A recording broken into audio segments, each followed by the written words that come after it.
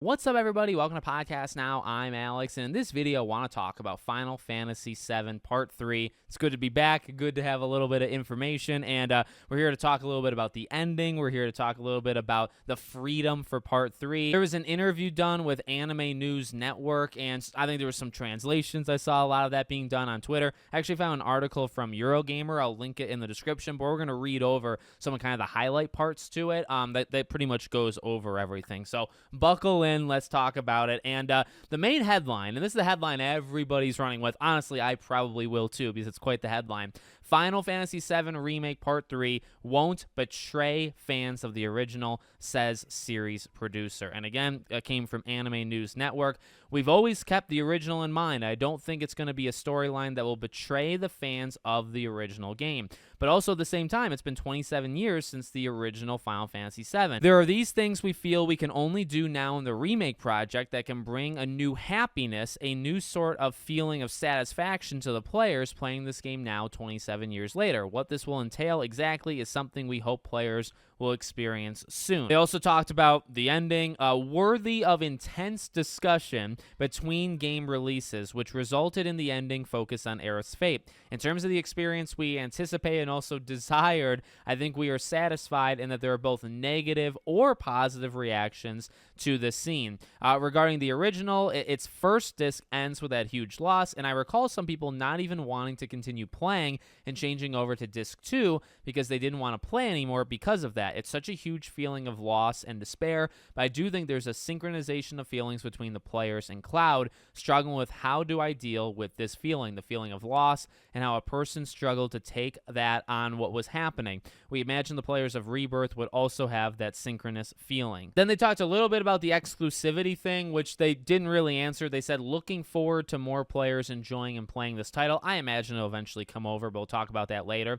In addition, they spoke of wanting to give players more freedom in the third game. While I'm unable to comment on granular details of that right at this moment, I believe that instead of developers or the creators dictating how the players should play along a pre-planned path, so to speak, it's better to allow more freedom and their users' choice be able to play in their own way that they wish to. While naturally there are challenges to actually realizing that, and when you go into making that a reality, my thoughts are also that for Final Fantasy series to continue to reinvent itself, to revitalize itself, and to stay fresh to our players, this type of constant evolution is necessary in terms of the battle elements as well. Now, that last part, I kind of want to start with that last part, and we'll kind of work our way up, because I remember seeing a bunch of these translation and was wondering how much of it made it into that article. I also think same interview, but just not mentioned in this article. They did talk about next year, I think like September of next year, at least the fall, that they do plan on being able to like talk about Part 3. It's too early now to like give actual details, but by next fall they should be able to do it. And you know, that makes sense because the game by that point is probably a year and a half out. I mean, the way the speed that they're going, right? And I mean, they're already doing motion capture. I imagine voice lines eventually too.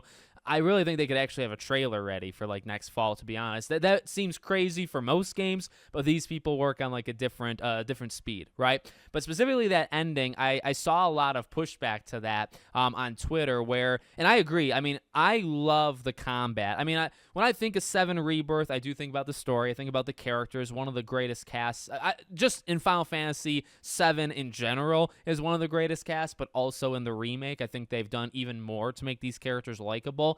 But I will say, one thing that's often overlooked because you talk about the characters and the twists and the reimagining and all that stuff is the combat. I think the combat in the game is so freaking good. And yeah, different Final Fantasy games are going to have different combat styles, and like they say, you do want them to kind of reinvent, try different things. And, you might not know if somebody's going to make something, right, to make the next big thing.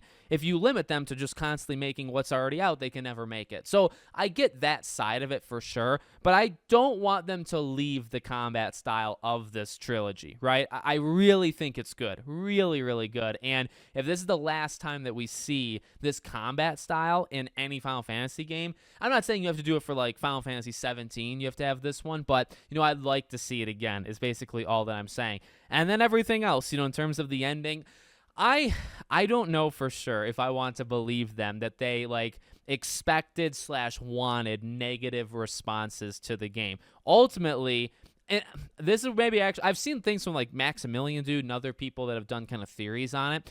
I think where I differ is I feel like I trust them maybe a little bit more than others, and I'm not saying that's a good thing, right? It could be a bad thing. You can come at me for that if you want, but I've said this kind of since the beginning. Like, I'm willing to give it to them. And now they could disappoint. And I think it's really going to come down to this next game because they've put themselves in this situation now, right, where it's do or die. It's either they're going to stay true to their word. And I mean, how many times have we heard them say it's not going to betray? It's not going to change radically. It's not going to do these things.